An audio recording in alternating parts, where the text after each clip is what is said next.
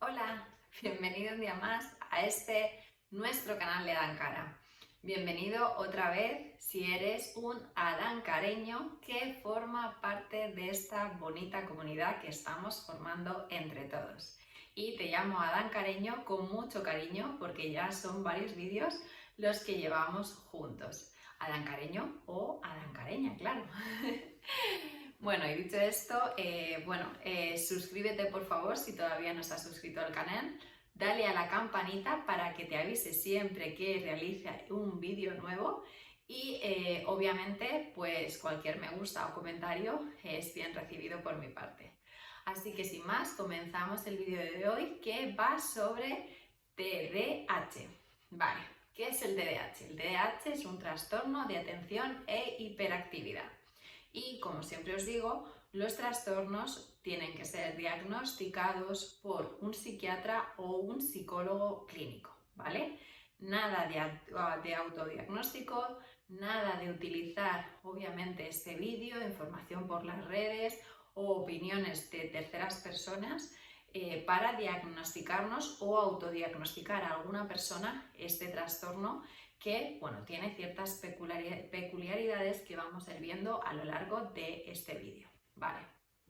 Para empezar, el trastorno, el TDAH, no siempre tiene que ser ambas cosas, es decir, hay personas que solamente están diagnosticadas de TDA, digamos de un trastorno de atención, y personas que solamente tienen hiperactividad. No siempre el déficit de atención y la hiperactividad van de la mano o van de forma conjunta, con lo cual no todo el mundo tiene por qué tener el diagnóstico de este trastorno de forma completa, ¿vale? Si es tu caso o si conoces a alguien, pues que sepáis que no siempre es TDAH, a veces es solo TDA o solo hiperactividad, ¿vale? Hoy vamos a hablar un poco del diagnóstico o del trastorno completo, pero también podemos separarlo en diversas partes según la sintomatología. Entonces, ¿qué es el TDAH realmente? Es una patología comportamental infantil, ¿vale? Hay unos factores que determinan alteraciones tanto en la atención como en la impulsividad como en la actividad motora, ¿vale? La sintomatología suele verse de dos maneras. Una en la parte intraindividual, afectando a la persona en la parte cognitiva, afectiva y emocional, y otra parte interindividual que afecta a las relaciones familiares, sociales, en la escuela, con iguales, etc. ¿Vale? Porque, si veis, hablo bastante en este inicio de parte infantil o trastorno infantil. Bueno, realmente lo digo porque el TDAH es diagnosticado en la infancia. La sintomatología se empieza a detectar en la etapa infantil, se va agudizando casi siempre o habitualmente en la adolescencia temprana, al final de la niñez, de la adolescencia temprana, y en muchas ocasiones cursa hasta la edad adulta, ¿vale? En este diagnóstico suele haber o suele diagnosticarse mucho más a niños que a niñas. Por eso, últimamente tanto los psiquiatras como los psicólogos están haciendo bastante hincapié en detectar si hay una infradiagnosticación en las niñas que en edad tempranas suelen tener comportamientos, digamos que por sexo, algo diferentes a los niños, ¿vale?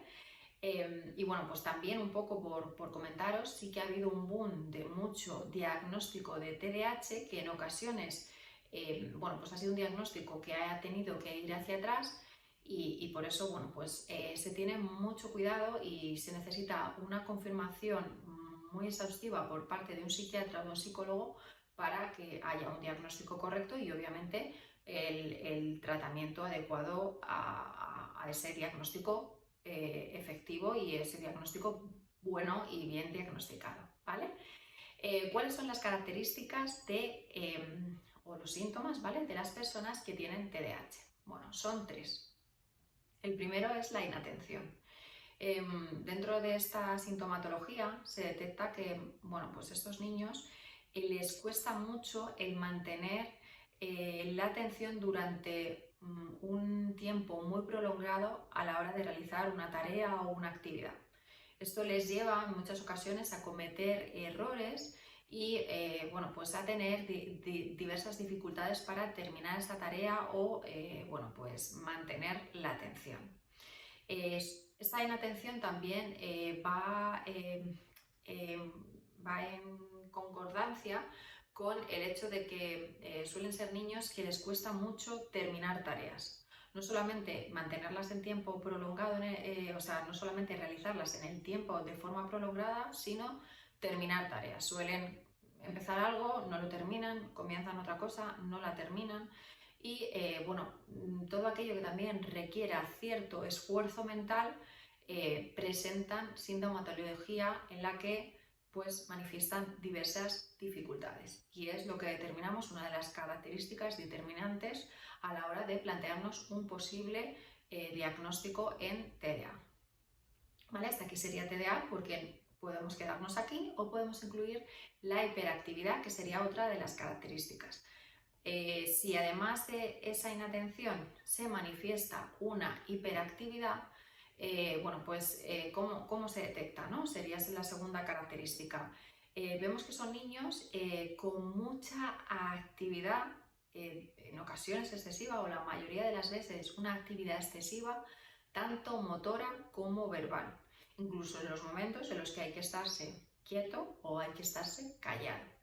¿Vale? Son niños que muestran, pues, digamos, mucho movimientos, incluso en ocasiones que no son movimientos determinantes de completar una tarea. Por ejemplo, hacen ruidos, tararean, tienen movimientos, mueven las piernas, las manos, y realmente ese movimiento, que es excesivo e inapropiado en muchas ocasiones según las circunstancias sociales, tampoco determinan una actividad o una tarea determinada. Simplemente pues eso, un tarareo, un tic o un movimiento continuado que no se realiza para conseguir absolutamente nada, digamos, a término de actividad. ¿Vale? Entonces ya tendríamos dos características. La primera es la inatención, que podría ser un TDA, o si viene con hiperactividad, pues ya podríamos empezar a plantearnos el TDAH. ¿Vale? Y la tercera característica, que también es muy importante y va implícita en estas personas o en estos niños, es la impulsividad.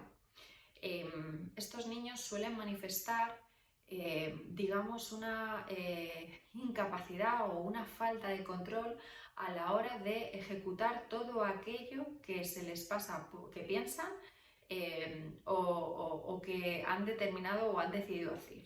¿Vale? Es decir, tienen muchas dificultades para no desarrollar esa conducta que no les permita tener una gratificación o satisfacción inmediata.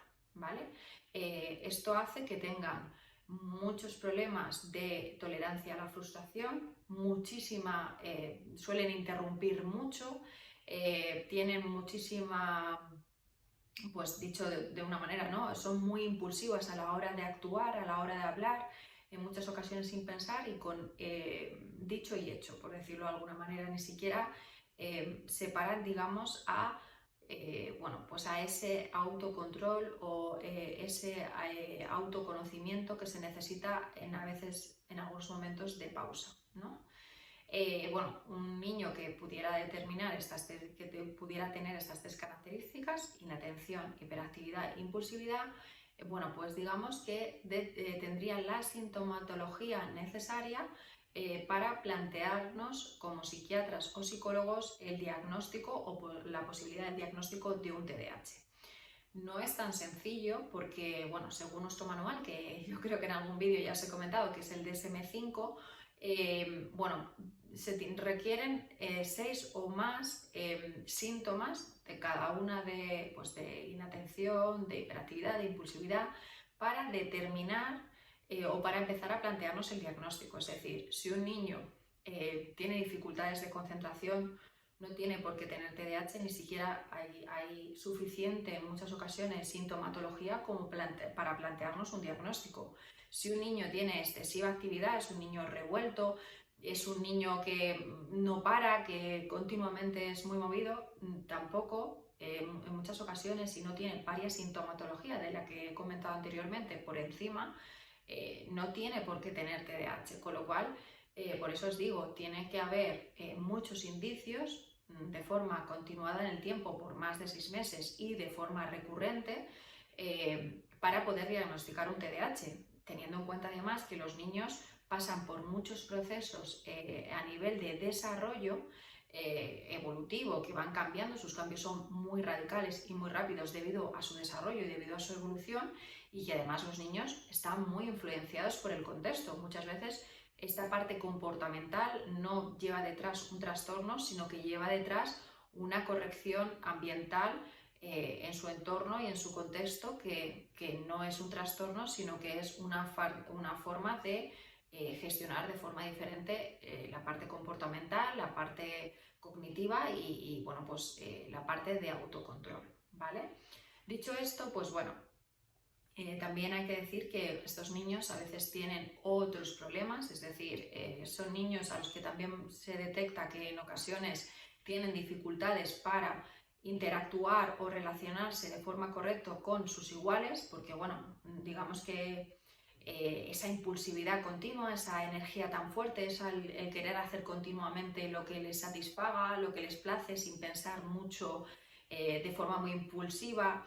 Cuando no consiguen lo que tienen, esa muy poca tolerancia a la frustración, les dificulta mucho la relación con iguales y bueno, pues pueden tener incluso problemas de comportamiento, obviamente, bueno, pues porque son niños que tienen bueno, pues esa hiperactividad, tanto verbal como motora, y en momentos en los que hay que estar callados o quietos, pues tienen más dificultades, y también puede arrastrar a, bueno, pues unas bajas calificaciones a nivel educativo, o incluso a una baja autoestima, ¿vale? Son otros problemas también a tener en cuenta de cara a un posible futuro diagnóstico.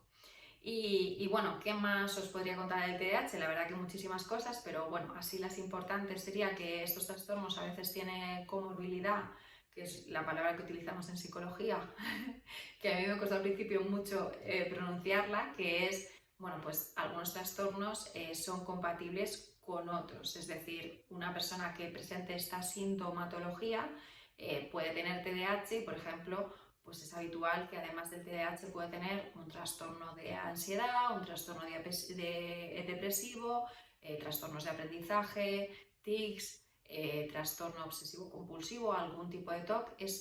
Hay bastantes posibilidades, o hay un porcentaje en los que bueno, pueden convivir ambos trastornos y ambos diagnósticos, debido a que bueno, pues comparten muchos de estos síntomas que hemos comentado a lo largo del vídeo, ¿vale? Y bueno, cosas importantes también: en la edad infantil, pues los niños suelen manifestar las 3 características principales que ya hemos comentado: la inatención, la hiperactividad y la impulsividad. Ya en la parte adolescente, esta hiperactividad suele ir remitiendo y se muestra más la inatención y la impulsividad, y de cara a la parte adulta, pues lo que se suele mantener es esa inatención. La impulsividad y la hiperactividad pues está bastante más controlada, ¿vale? Como nota muy positiva, que siempre me gusta daros, bueno, es que obviamente digamos, la evaluación de este trastorno está cada vez más medida y más estructurada. Lo primero es, bueno, pues que cuando una persona acude a consulta psiquiátrica o psicológica debe de ir con, digamos, un grueso de síntomas que induzcan a este psiquiatra o a este psicólogo a determinar que hay una posibilidad de que este trastorno exista, de que esa persona o ese niño pueda ser diagnosticado este trastorno. No siempre es así, como os he dicho, necesita cumplir muchas sintomatologías simplemente para empezar a plantearlo, pero en caso de que esto suceda y que se plantee, lo que sí es muy positivo es que se cuentan no solamente con entrevistas donde digamos, se puede llegar a desarrollar si hay una posibilidad o no para personas que no tienen esa formación o ese conocimiento sobre el trastorno,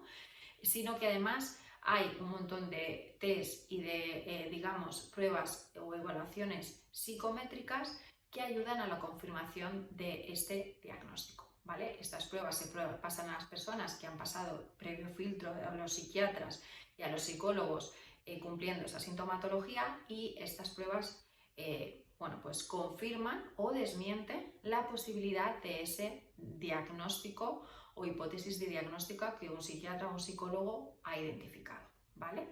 Con lo cual, una vez realizas estas pruebas, si se desmiente o que tenga ese trastorno el niño, pues ya está. Y si no, bueno, pues también a día de hoy se realizan unos tratamientos fantásticos que suelen ser multimodales, que mejoran, como siempre, el bienestar y la calidad de vida de las personas que son diagnosticadas con TDAH, tanto sean infantes, adolescentes o niños, ¿vale? El TDAH, bueno, suele ser una mezcla de factores genéticos, y también se ha detectado parte de neurobiología de la parte del estriado, del frontoestriado, ¿vale? De la parte de la corteza frontoestriada.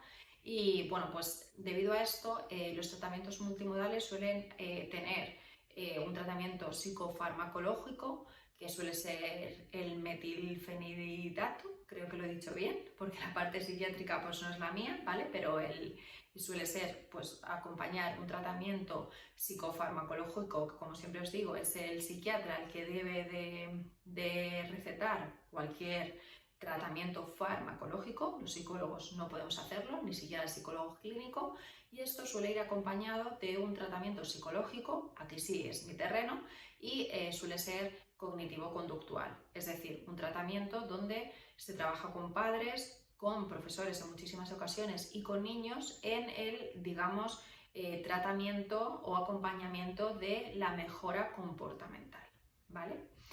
Y bueno, podría contaros muchísimas cosas sobre el TDAH, pero sigo insistiendo en hacer vídeos un poquito más cortitos. Así que bueno, creo que es suficiente, por lo menos para hacernos una idea. Como siempre os digo, ante cualquier duda, contar con profesionales, con psiquiatras o psicólogos para el correcto diagnóstico. Y obviamente, si se diagnostica un TDAH como cualquier otro trastorno, no hay problema, porque esto es positivo de cara a mejorar tanto la calidad como el bienestar de esa persona a través de un tratamiento pues, y un acompañamiento psicológico y farmacológico que permita que la persona pues, tenga una vida más feliz y, por supuesto, pues, mucho más acomodada y más, bueno, digamos, más positiva para ella, ¿vale? Y bueno, pues sin más, hasta aquí el vídeo de hoy. Vuelvo a decirte que si te ha gustado, por favor, te suscribas, sigamos montando y creciendo en esta super comunidad de Adankara.